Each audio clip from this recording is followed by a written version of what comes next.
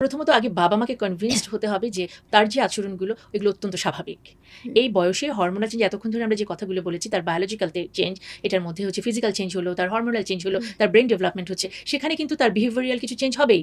এটাই হচ্ছে মানে সায়েন্সের এক্সপ্লেনেশন।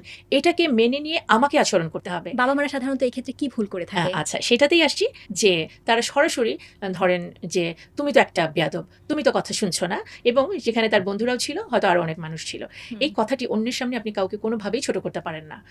আর আমরা ভাবি যে সন্তানকে আমাদের খুব ট্র্যাডিশনাল কিছু আছে তো যে হ্যাঁ সন্তান চিরকালই সন্তান তাকে বৃদ্ধ অবস্থা বকা দেওয়া যায়, অবশ্যই ভালোবেসে বকা দেওয়াই যায়, কিন্তু তার আত্মমর্যাদা বোধে যেন কোনোভাবেই আঘাতটি না লাগে।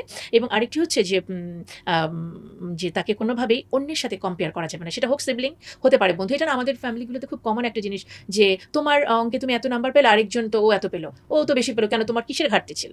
এই যে ওর কনফিডেন্স লেভেলটাকে আমি কিন্তু লো করে দিলাম যে তুমি কেন পারছো না, সে এটা করতে পারছে তুমি কিন্তু পারছো না, অথবা তোমার ভাই এত ভালো পড়াশোনার রেজাল্ট করে তুমি কেন করছো না। এগুলাতে হয় কি তার মধ্যে তুলনা করলে ন্যাচারালি তার স্টেমটা অনেক বেশি লো হয়ে যায়, সে প্যারেন্টসকে আরেকটা পক্ষ মনে করে এবং আপনি যার সাথে তুলনা করছেন প্যারেন্টসকে তার সাথেই ক্লোজ মনে করে। সুতরাং তার আত্মমর্যাদা আঘাত দেওয়া যাবে না, আর তাকে ইন্সপাইরেশনাল কথা বলতে হবে। আমি খুব মানে উইথ রেসপেক্ট যে অল প্যারেন্টসকে, হতেই পারে আমার কোনো একটি সন্তান পিছিয়ে আছে, হয়তো আশানুরূপ রেজাল্ট করতে পারছে না, যেরকমভাবে আমি পারফরমেন্স আশা করছি সে পারছে না, এই জায়গাটায় বলতে হবে এই তো তুমি পারছো, ওকে তুমি পারবে, আলহামদুলিল্লাহ এবার এটুকু হয়েছে, সামনের বার তুমি আরও বেশি পারবে।